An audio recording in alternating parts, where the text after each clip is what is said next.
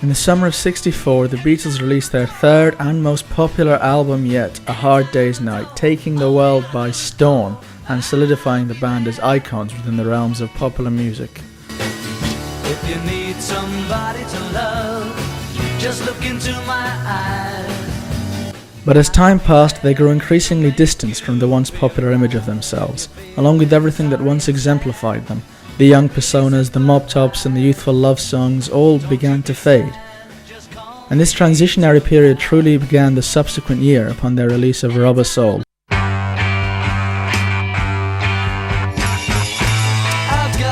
The album cover featuring a distorted image of the band in direct contrast to their past covers, along with an equally bizarre and funky typeface, no longer clean and pristine. However, their ultimate act of reformation was yet to come.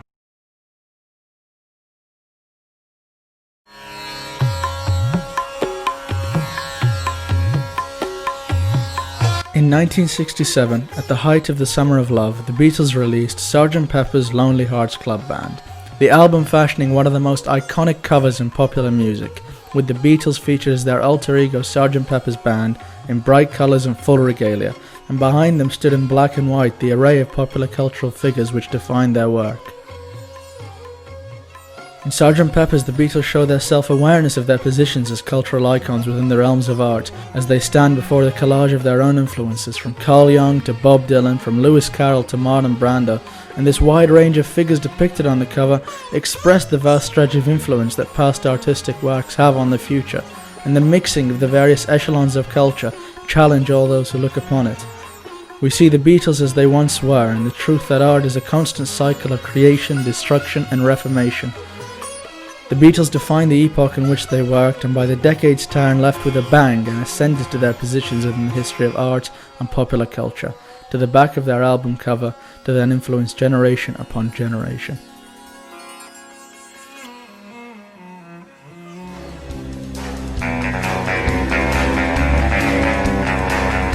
In 1962, Dr. No, the first film within the James Bond series, was released, and Sean Connery took up a position not unlike that of the Beatles, defining the period in which they existed, and becoming an everlasting icon within the realms of popular culture. And Connery too, following in the same artistic path as all those featured on the Sgt Pepper's cover, rose to his position of everlasting influence, and in turn leaving behind what once defined him, in favour of an active reformation. And so came quite possibly Sean Connery's best performance as Detective Sgt Johnson in Sidney Lumet's 1973 masterpiece, The Offence.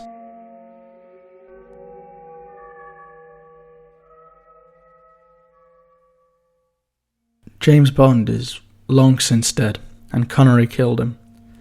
The suave Agent 007 with his one-liners and enticing action scenes is buried beneath Connery's newly formed hardened exterior. Detective Sgt Johnson is a broken man by the time we meet him.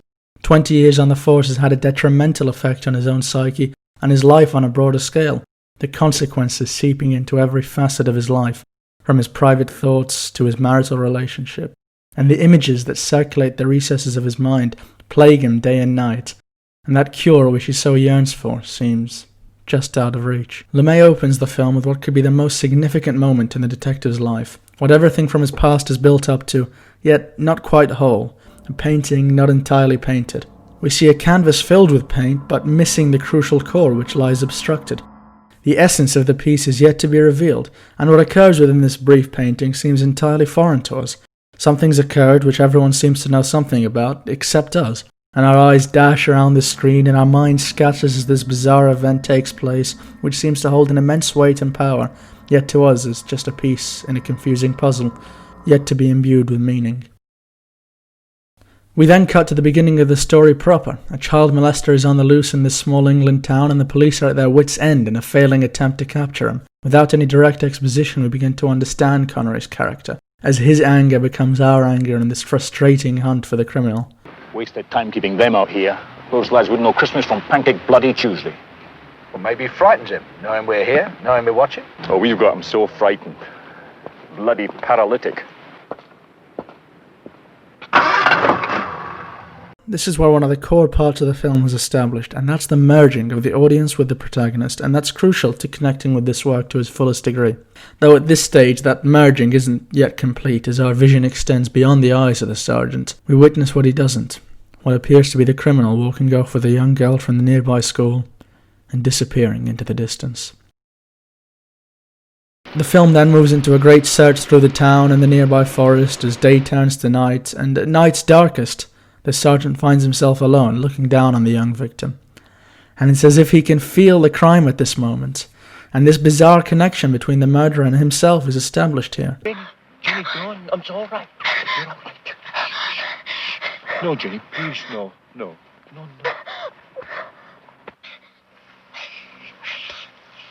When the rest of the force locate the two of them, the shot is made to give the impression that the sergeant is responsible, as if caught in the act, and this plague of criminality infiltrates his mind, never to leave.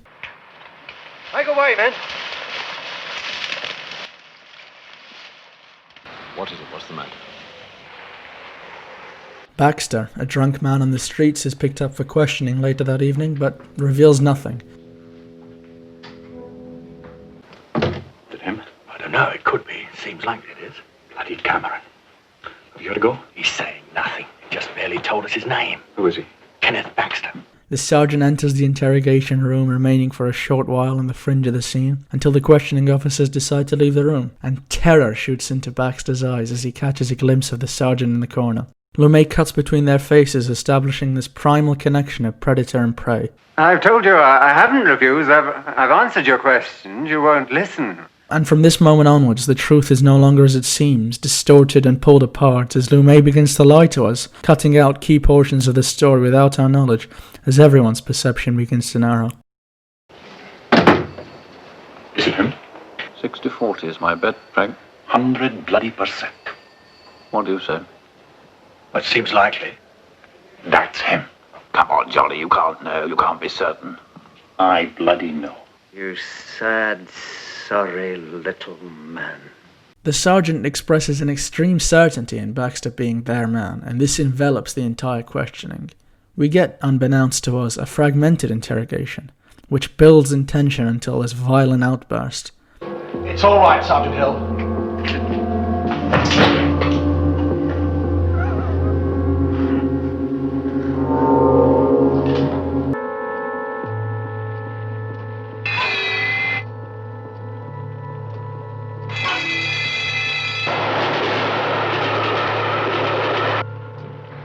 We see the sergeant's long-winded, tenuous drive home after being suspended for his act, and now the violent images of his past return once more to him, but this time visible to us. It's as if Connery's character was Plato, sat solemnly at the edge of the bed in Jacques-Louis David's painting, The Death of Socrates, the work depicting the final hours of Socrates after being sentenced to death by drinking hemlock for the ridiculous claims of having corrupted the youth of Athens, though he himself may appear emboldened and strong as he was, taking death head-on in order to impart his final lesson to his students, instead of escaping, which he could have done as history suggests. It's Plato who imagines this moment. He was taught by Socrates as a young man, and appears in this painting at a scene which he was not present at, imagining the darkness of the past, the loss, all shooting out of his mind.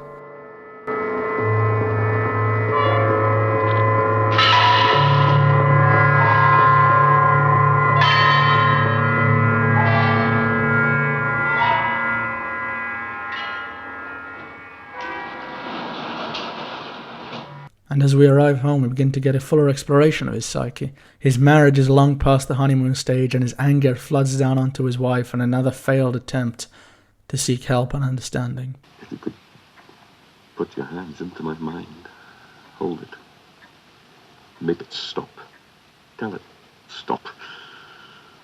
If you could somehow cut out the thoughts, the pictures. But suddenly everything stops. The doorbell rings, he's informed of Baxter's death, he shaves, he dresses, and he's back in the station. But now the interrogation switches. The sergeant is now questioned by a superior officer regarding his killing of Baxter, and this oddly mirrors the sergeant's interrogation of Baxter, with preconceptions and a lack of understanding and so forth. And another failed attempt from the sergeant to seek some sort of help and understanding in this dark world. You don't know for certain he did it. He did it. You don't know. I know. I'm not going to argue with you. No. You can't know. I talked to him. You were there. You saw Baxter with There was the girl. blood on his clothes. Even so, unless you saw him, His hands actually were saw covered in him, blood. watched him assault the girl, criminally assault. Yes, all right. And after a superior officer ends the interrogation and walks off, the sergeant reveals to us that the whole truth has been concealed from us. Baxter's interrogation, which served as the climax for the film, was a fragmented, chopped-up interrogation, a lie created by Lumet, not including the full story and all the scenes, just the preconceptions made by the various other characters.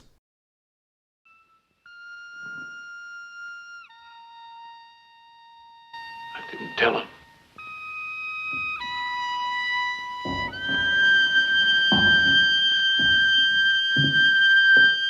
Brought you a cup of tea. I got nothing to say. But the full interrogation tells all, unobstructed, as we completely embody the mind and soul of Detective Sgt Johnson witnessing everything he's witnessed, from a perspective that's entirely his own.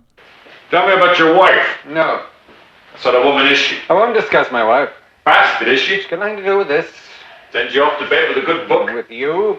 A nice hot cup of cocoa? I shall report you, eh? I know the sort of book you read in bed. Can't get enough at home. Don't know what to do with it. You sit looking at your secretary. Think about her. Whole cheap like stripped off. You've got money! Easy when you've got money. All my life, men like you. I want you to show me the truth. One thing I didn't know, when I was at school. Letting him bully me, make me fetch and carry for him, shout at me, laugh. All made it so he needed me.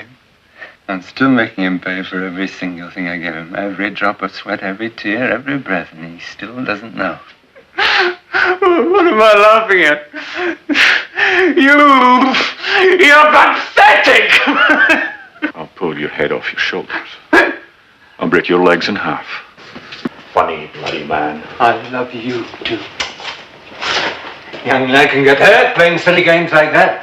Help your bloody self, will you?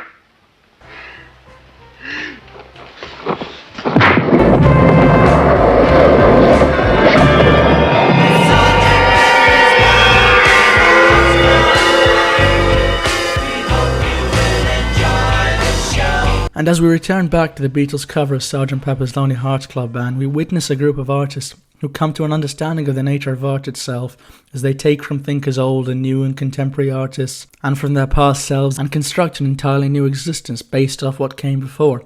We see the same in Sean Connery as he pulls from the film noir protagonists of old, from Humphrey Bogart and the like, and pulls from his own past to construct an entirely new character, burning down what he once was in favour of a new creation. And by the film's end, there stands only one truth, as the sergeant yearns for summer, in a world where the sun never rises.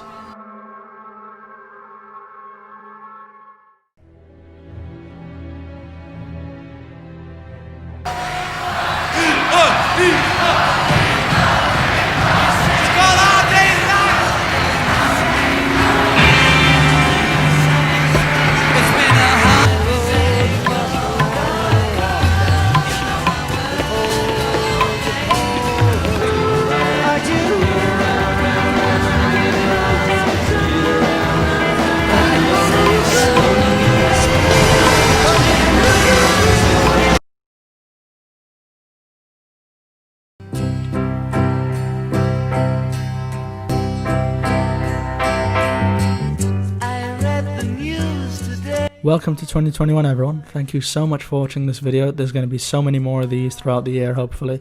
So if you did enjoy this one, then do please go ahead and subscribe and like and so on and so forth. And I'll catch you in the next one.